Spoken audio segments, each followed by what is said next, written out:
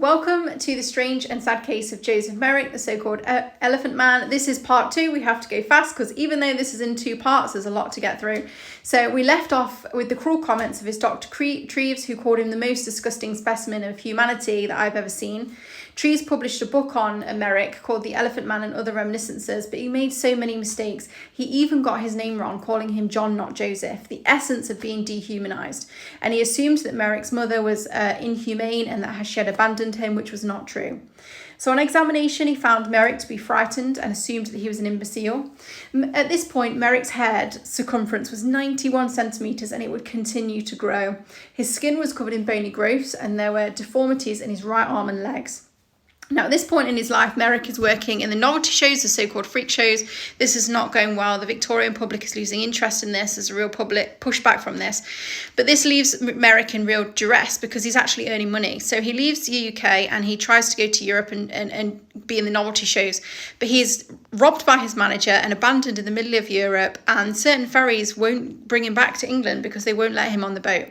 So he arrives back in England and under this duress, he's admitted into the hospital under Treves. And eventually he's given 2 rooms and access to the courtyard. So it seems like he's found some goodwill amongst the Victorian upper classes. Some fundraising is done for him, that sort of stuff. And he's even able to take some holidays based on this fundraising.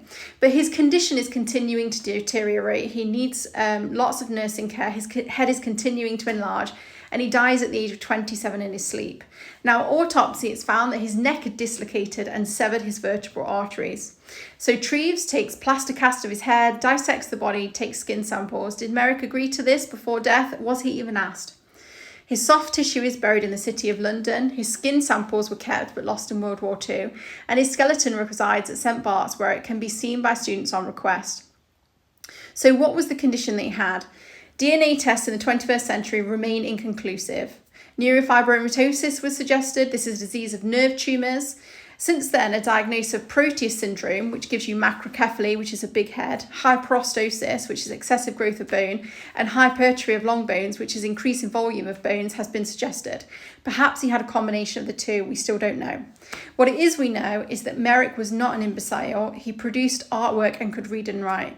And to a modern doctor, the only freak I see is Treves, who might just be a product of his Victorian time. But what I take from the story is the massive dehumanization of a man who desperately needed both compassion and empathy.